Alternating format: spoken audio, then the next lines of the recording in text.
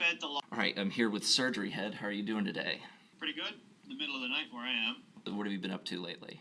What have I been up to lately? Well, October was pretty crazy. Just going to a lot of movies. It's, horror movie season. Going to events, doing spooky things. You know how it be. Indeed. Any standouts from what you saw? Movie-wise, Mandy, definitely. It's so good. It's like, I've spent a lot of time, like, through the SurgeryHead project in particular, like, ruminating on archetypes and motifs in B-movies in general.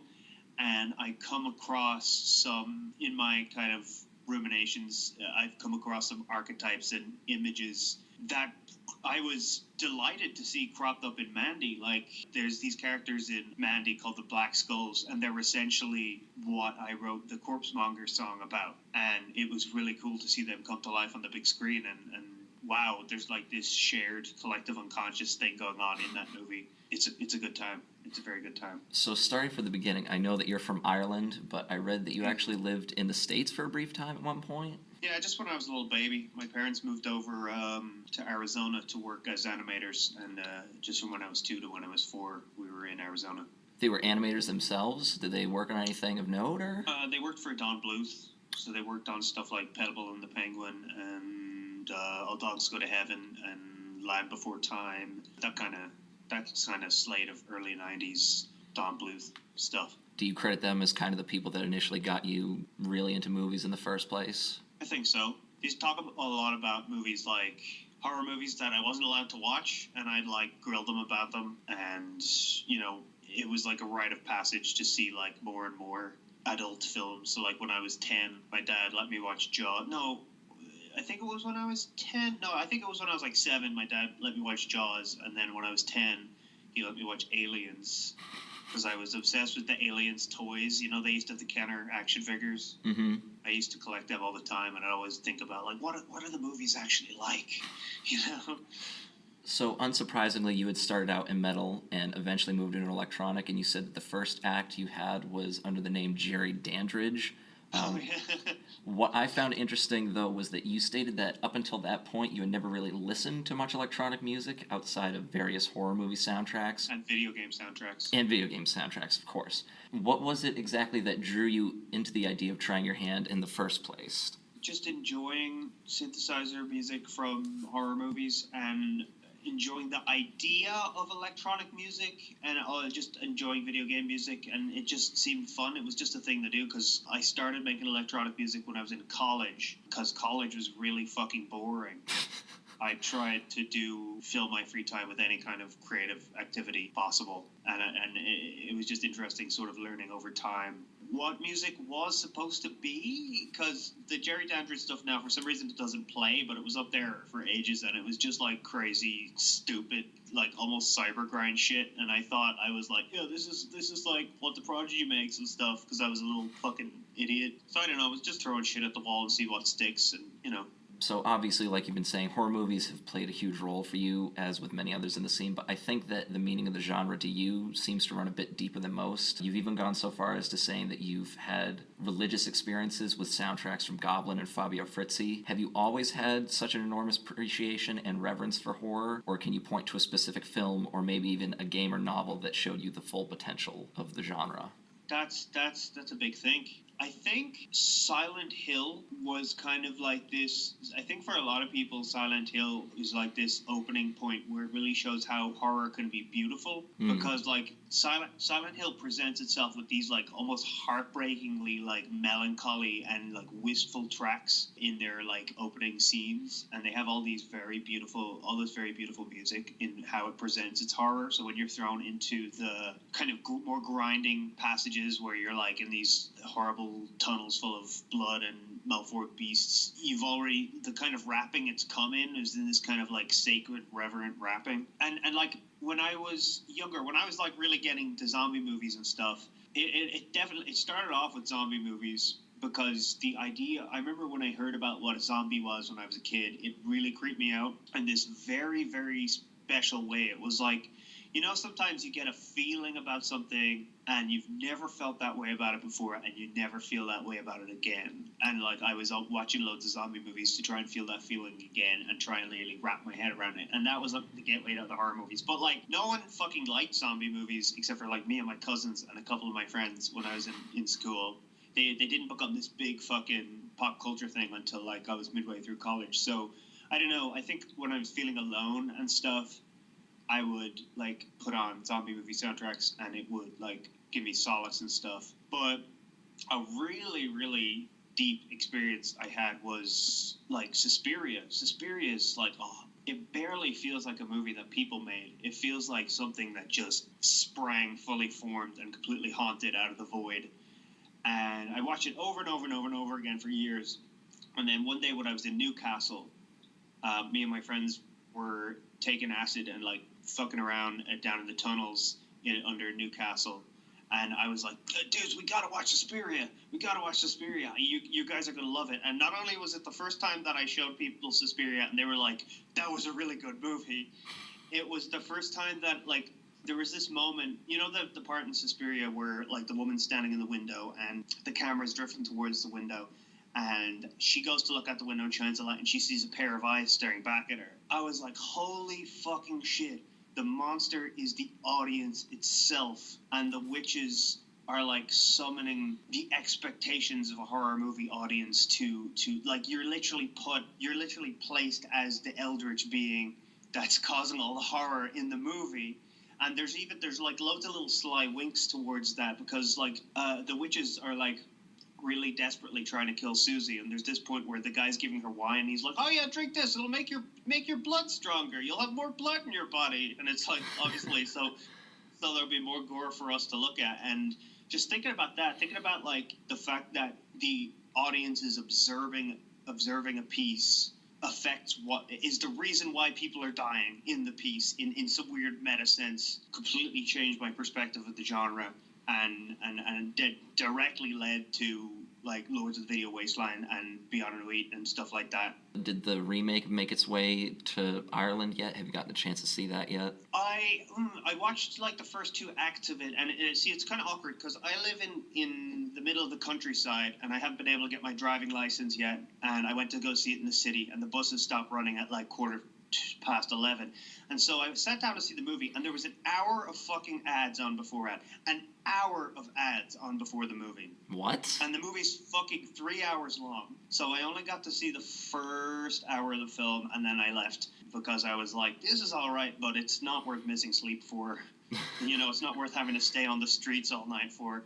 But it seems all right. It's talking about different things. If even it's talking about anything, I'll have to watch the whole movie, but I'm half convinced that all the like political stuff in the movie is just there so the movie seems deep, where it's really just this kind of flashy piece of filmmaking, which is fine. It's fine. It's a different thing. It's a completely different thing to what the original Suspiria was, and it's like, why even bother remaking it? Why not just make a different movie? But whatever. Yeah, I kind of had the same thought, because, I mean, right off the bat, you see that it's, like, completely desaturated, and that's the one complaint I heard, was that it was very bloated more than anything. It's pretty bloated.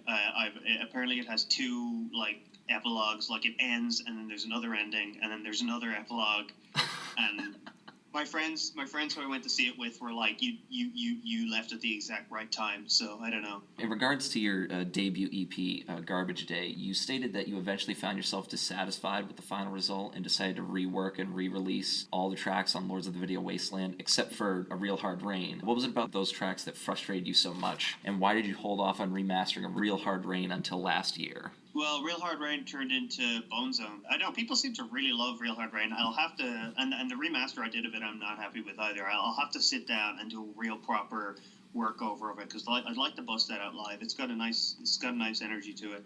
But like now I'm a bit more of like I don't really give a fuck and I'm just gonna do what I want and blah blah blah. But back then when I was starting off, I was like, well, I want my stuff to be able to be played in clubs and I want to be able to do gigs and stuff. And there was no bass on Garbage Day on that EP. It's all mids and highs, and there was no EQing at all. So it just had to be remade. It just had to be redone. Speaking of Fritzy, I understand that the first track you ever composed under SurgeryHead, Dawn Report, The Dead Walk, was not only a tribute to him and Fulci, but served as a what-if interpretation of a Zombie 3 soundtrack if Fritzy had been brought on that you actually showed to him. How did that come to pass? Around the same time that I was doing the Jerry Dandridge project, I started fucking around just with that doom, doom, doom beat, that's in a lot of frizzy stuff, and ended up making a pretty decent track. And I was like, wow, that's cool. I'll upload that to YouTube. And then, Frizzy's on Facebook, and I just like, hey, I made a track based on your thing. And he was like, cool. That sounds good. Nice. I was like,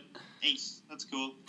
I tried later on to get him to get a quote for the Zombie Unearthed soundtrack, but I didn't hear back from him on that, and that's understandable.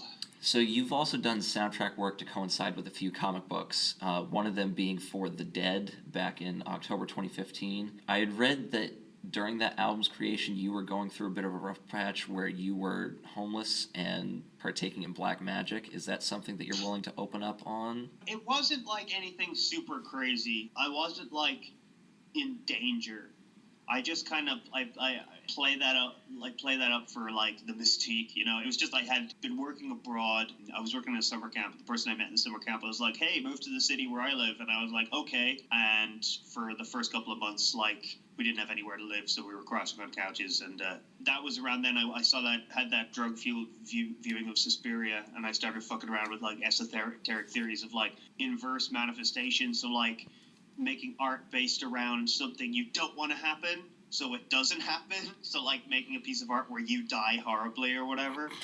And basically they wanted to come out with the Dead omnibus, and Rook was like, hey, we'll just take Zombie Unearthed and repackage it. And I was like, no, that's not how that works, man. No thank you. I'm gonna make you a Jackson Pollock painting of an album on my shitty laptop that I have here in this random dude's living room. Shout out to Leon Chan, who let me sleep on his couch for a month. He was super nice. And then I just reached into just the darkest pits and created an album that was just wrong. That was just nasty, and it kind of tainted everything around me and soured my relationships with a couple of people. And I don't regret it, because it brought all the darkness of the situation that I was in into focus. I was not with an incredibly good crowd, and all of that got very exacerbated, and one day I was like, fuck this, I'm going home. And so I did, and I made Video Wasteland, so it was good. It was a good move. I also heard that a friend of yours had some sort of involvement with that project in the writing of the comic book or the illustrations, or did I mishear that? Oh, are you talking about Zombie as well as The Dead, but yeah, my friend Mike Wazian, corpsemonger himself, great artist, amazing writer, has yet quite to catch a break. He had written a very ambitious script for The Dead, and he had all these different chapters and things, and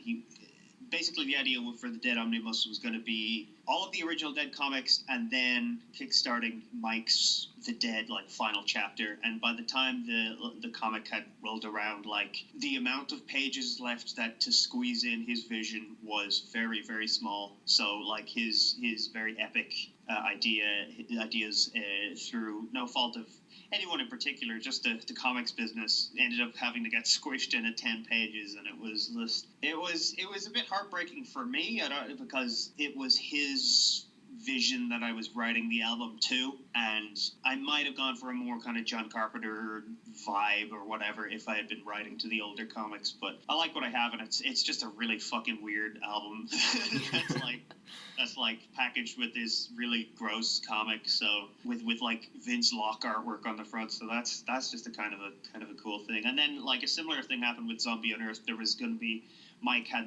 was going to rewrite the script, and that just fell apart, and now Ebon Press has taken over, and the original comic book writer, they're doing Zombie and House by the Cemetery and the Beyond, and good for them. They're releasing the actual movie soundtracks along with their comics, and I'm sure they're fantastic. I'm just a bitter piece of shit because, I was on the cusp of a better world, and it's slipped away. Well, I wanted to ask about the Zombie soundtrack, and that's actually what you brought up when we first tried to get in touch, that you did with Ghost. What exactly happened? Because I read a little bit of the history beforehand, but there was a lot of shakeups, it seems like. Can you shed some light on that at all? I just want to shout out fucking the guys at Roughhouse Comics. I just want to preface, the guys at Roughhouse Comics are great. They work really hard.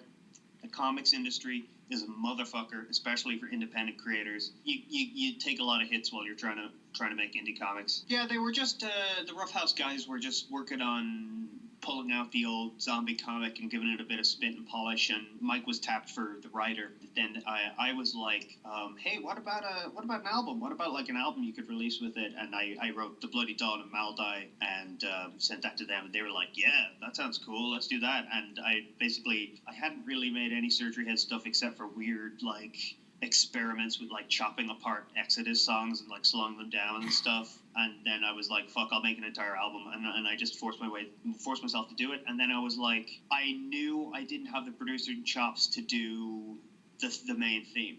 If I tried it, I could get away with like making original tracks and like trying to make atmospheres, but there's no way I could do that original theme justice. So I tapped Ghost and I was like, hey, Ghost, there's this fucking cool comic coming out. I'm doing a soundtrack for it. Do you want to do a cover of the zombie theme? And he was like, yeah, sounds great. And he made me a version of it. And I was like a cheeky bastard. I was like, this sounds good, but maybe you should throw some choirs in the end. That'd be cool. He was like, well, okay, you're not getting anything else, so you better be happy with it. And he said it back, and you got those choirs in the second half of the track, and it's really cool. And I'm glad I pushed him that little bit more, and it's just a great track. And I initially asked Perturbator to do a reprise at the end, but I thought the comic was going to come soon, and I was like, oh, and he's a very quiet guy, and I was like, oh, there's no time. There's no time. It's okay. Thanks for agreeing, but I really wish I had the patience and just waited for him to do it, because that would have been something incredibly special. But it's not there. The comic went dormant, and I sat on that album for a while, and then eventually I was like, yeah, I'll just fucking release it. It doesn't seem like this is gonna happen, so I'm just gonna release this album. And I dropped it out and decided to give what little proceeds I got to medicines to Doctors Without Borders. Make something a little good of that fiasco.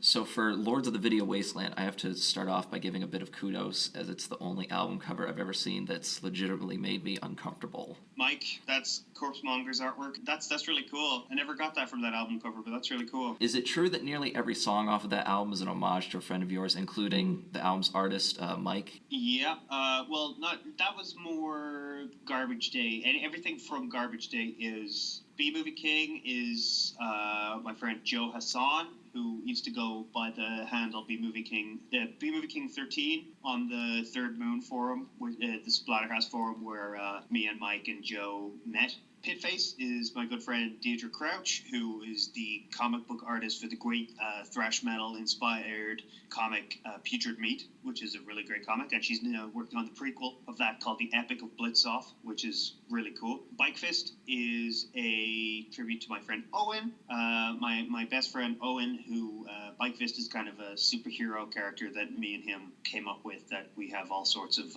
things written and planned for.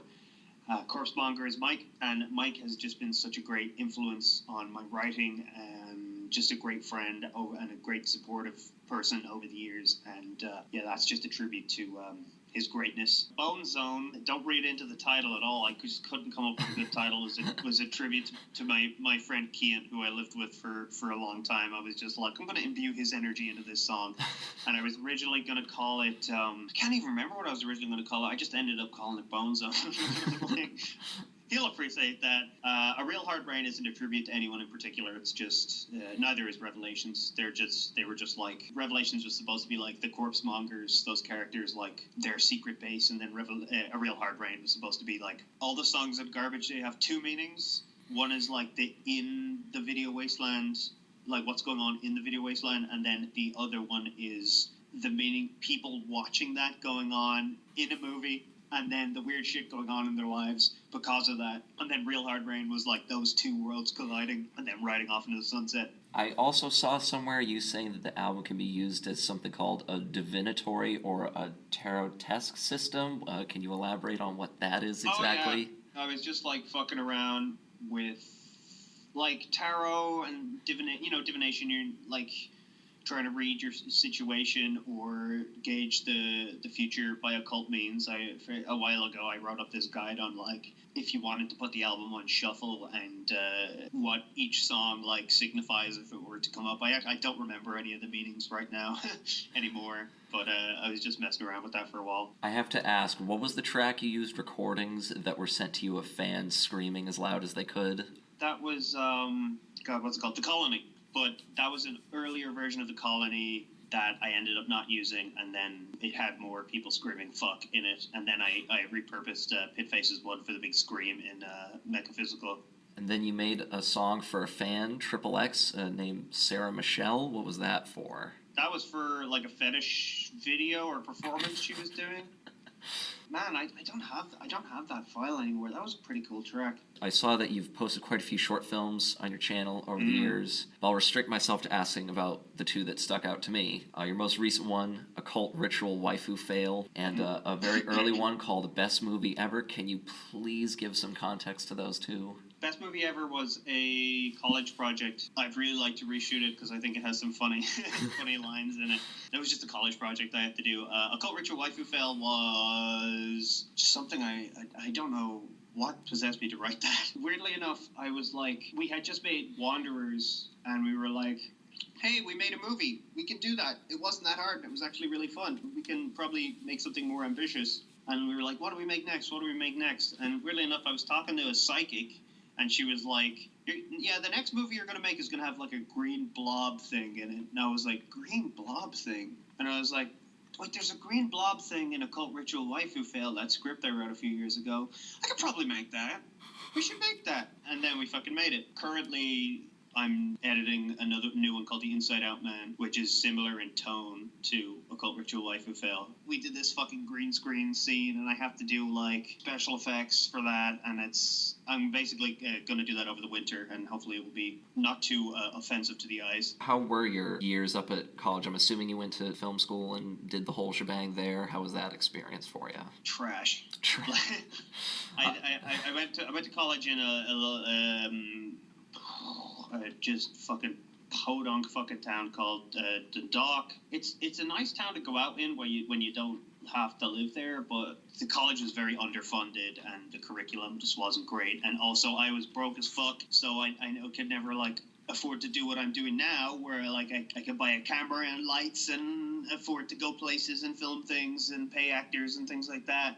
Couldn't do that. So and also I had no idea what I was doing. I had no idea about like what art was for, what kind of stories I wanted to tell. So it was just I met a couple of met one or two just really nice people who I still hang out with.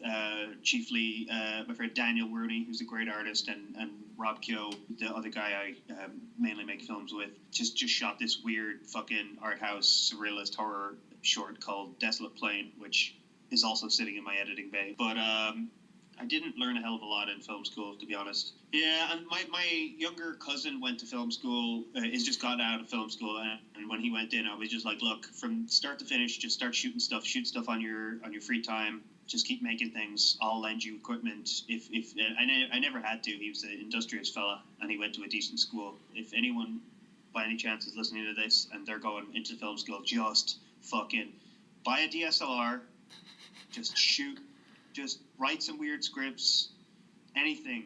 Just start fucking making things. Just do it. Don't waste your time. I also saw that you were doing a horror movie podcast for a little bit called Horrorholics. What made you stop doing that? Oh, man. What made me stop doing that was we recorded an episode where we talked about our feelings about Kong Skull Island, and we did this big review of Resident Evil 7, and we talked about another movie as well, and then it turned out the audio didn't pick up. It was just such a fun podcast, and we just articulated our thoughts so well, and we had a good thing, and we lost all the audio, and we were like, you know what, fuck this. So just one bad episode is what brought it all down? At the moment, right now, I can articulate why I don't want to continue doing it. Back then, I was just like, it's too hard to put this up fucking consistently, and no one listens to it anyway. And I know, obviously, no one's going to listen to a podcast with starting off, but I just didn't like the idea of being another white guy talking about movies and giving his opinion as if it fucking matters. You know, we don't need another one. I will articulate my opinions on movies by making movies. I know that you do writing in your free time as well, and I wanted to touch on a couple of topics there. Are you still working on a book meant to serve as a prequel to the mythology you've written so far? The prequel to the mythology I've written is Beyond Inuit. Oh, I know what you're talking about. Fuck, that's a deep cut. That's still in my mind. That's somewhere. It's just so hard to find the time. Yeah, this kind of urban fantasy book that I want to write called Behemoth, which started off as a comic book adaptation of the Ghost album, but then ended up spiraling off into something that could be either prequely or sidequely or just related to like Beyond Inuit and the video wasteland at large. I'm still feeling that one out. Right now, writing-wise, I'm working on... Writing-wise, me and Rob are writing a feature script. We're going to try and make an independent feature film. And... Sorry, my mind's just gone a blank. And I'm working on a new short story anthology. And I want to make a video game. I was working on like a survival horror RPG a while ago, but I had a real fit of depression and just deleted the whole thing, which was a bad move because it was actually pretty cool. I still have a version of it lying around, but I'm terrible at pixel art, and I'll pick it up some other time. But I had an idea recently where it's like, oh, this is the one. I have this kind of point-and-click adventure game that's like kind of short, kind of contained, like kind of manageable. It's not too overly ambitious. Once Inside Out Man and the script for this feature is out of the way, I'm going to start really working on developing it. The game that you're talking about, is that the same one that's supposed to incorporate a lot of the elements from the universe that you've constructed so far, or is that a different game? The one that I was making before did. There was two games that I want to make and that I did some work on before getting swept up in like filmmaking and just day job stuff. One was called Haunted, and it was a haunted house game, and I made a pretty cool demo for it and then just deleted it all because I had some depression fit.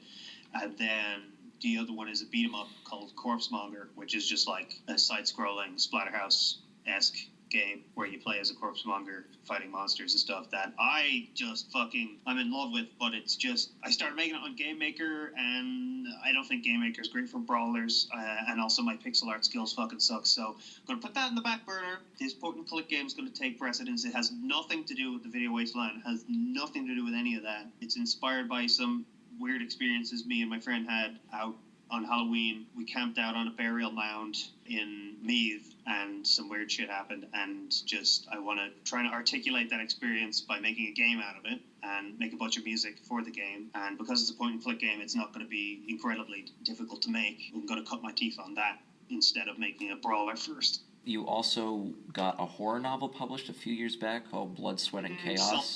Self-published, yes. How did that project come to be? Spent a year trying out as an outdoor instructor and had a lot of experiences on the Dublin rave scene. Some of them good, some of them bad, and got this weird sense of like this kind of dark underbelly. And I was actually talking to my friend recently, who was a prominent figure in those days, and I was telling her like, man, you know, some of these nights that, you know, we were out, it got really weird, and I got the sense that there was this like really dark, seedy underbelly of the whole Dublin kind of gig scene and rave scene. And she was like, I think that was all in your head. And I was like, yeah, that was like mainly in my head. Like, I was a very insecure person back then, but there was an element of truth to it, and I wrote a book to articulate all that, and also to put all of my bitterness and insecurity into one character, who is the main character, is this like shitty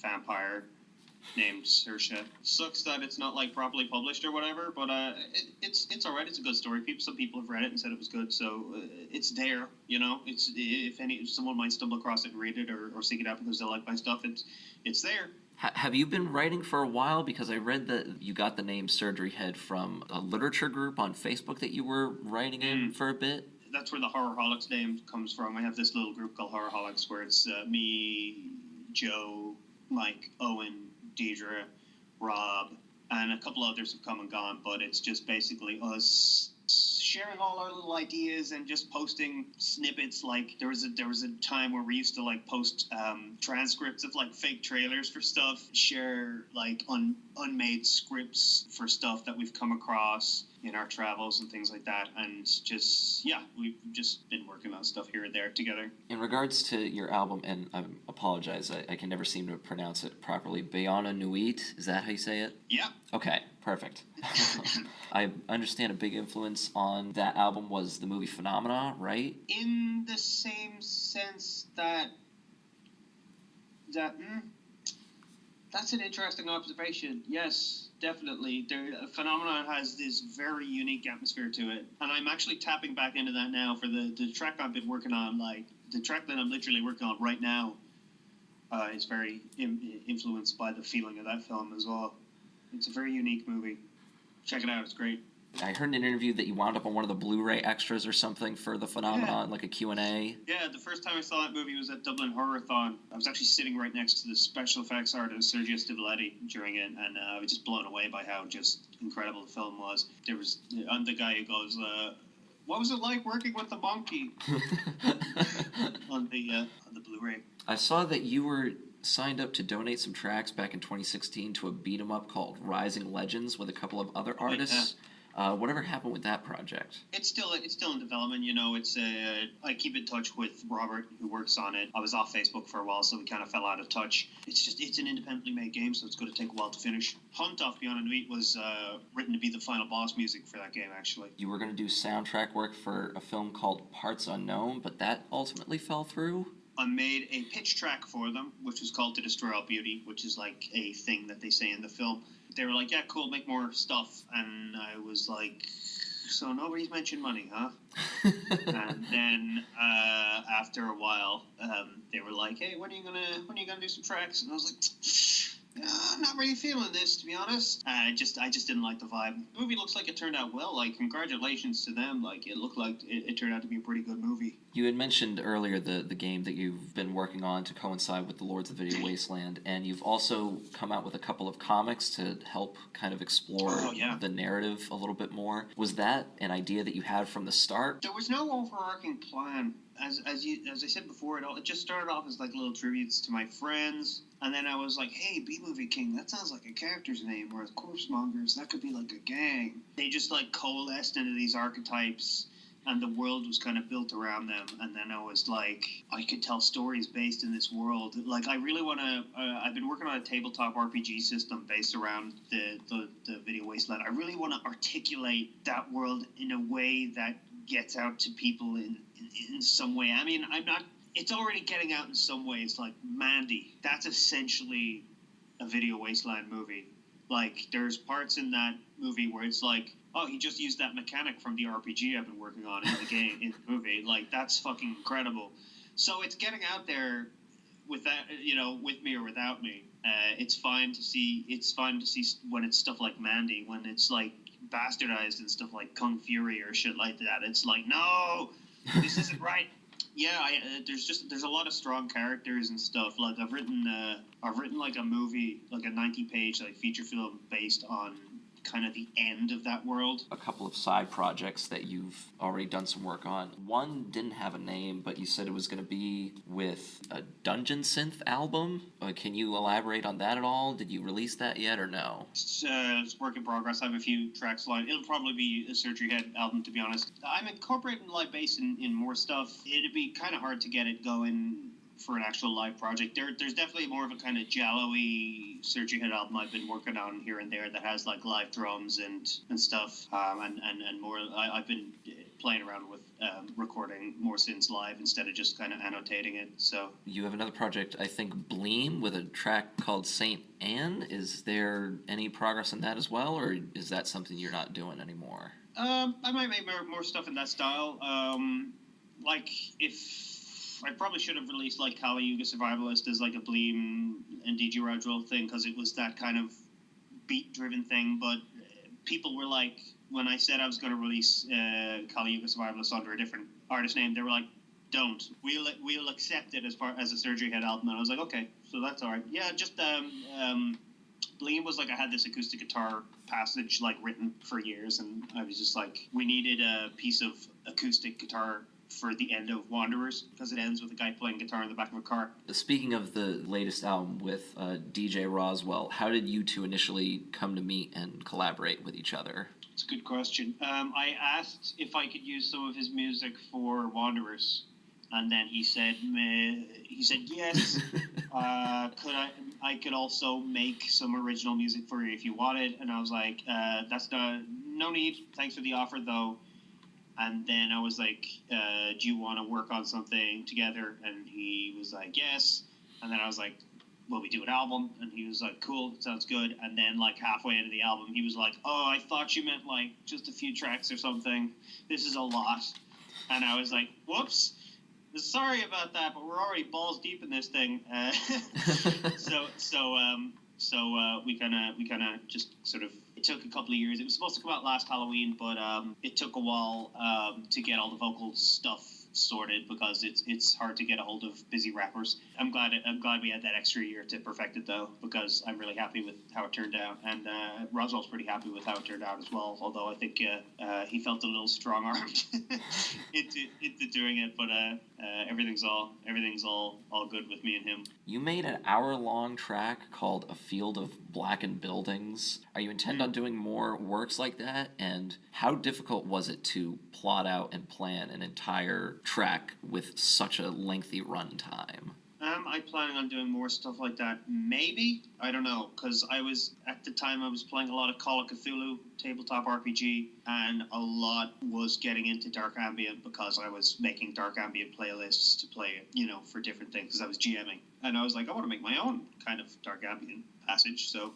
And then I said to Rob one day, and like, I'm gonna go home and I'm gonna make like an hour-long dark ambient noise track, and then I did.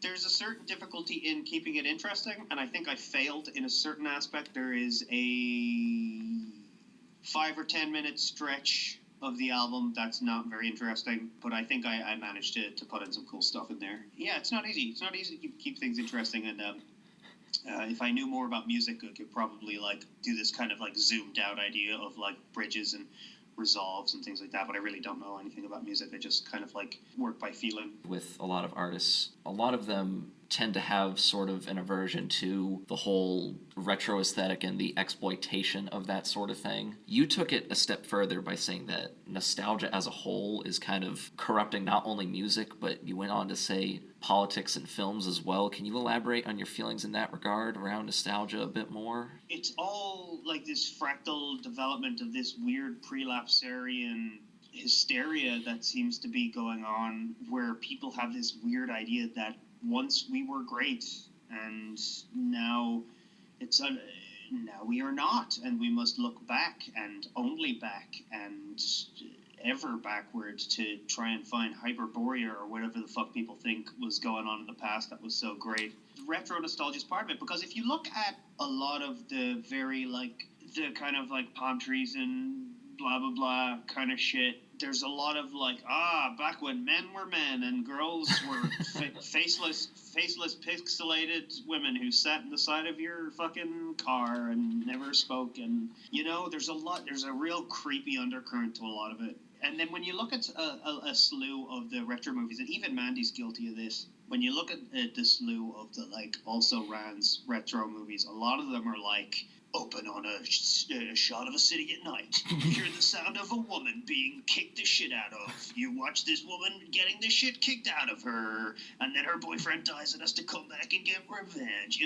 It's just old, boring fucking same shit over and over again. I mean, at least Mandy, like, was an exploration of that kind of theme. It was like... deconstruction, almost? Yeah, a deconstruction. That's probably the worst thing about Mandy, is that it's just a deconstruction of this old thing. A lot of the really beautiful things in it are very subtle, almost occult in the film. But, like, films like Hobo with a Shotgun and The Guest and You're Next... even the Death Note reboot, which I really liked. I'm not an anime fan, so I liked it. We're like taking things like synth music and color. Like I made a whole fucking YouTube video on this, right? But I never put it up because, again, I don't want to be this fucking authoritarian white dude on the internet giving his opinions on things. To me, and it's always been about, hey, synthesizers sound nice. hey, like practical effects looked really cool.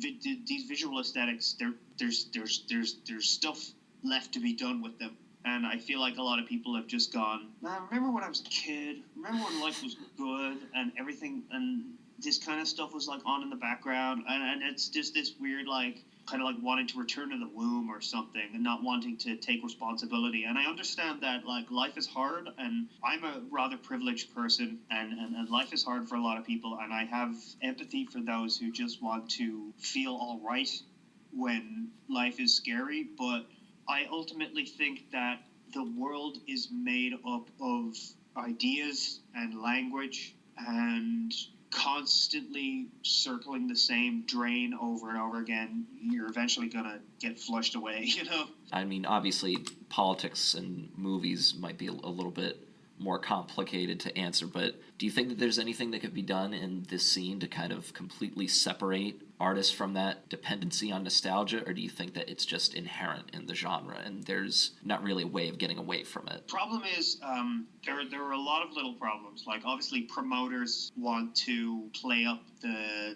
angle like a motherfucker to get people in the door. You know, they want to play. It's like 80s. It's 80s night. 80 cents. Come on down. Check out the 1980s.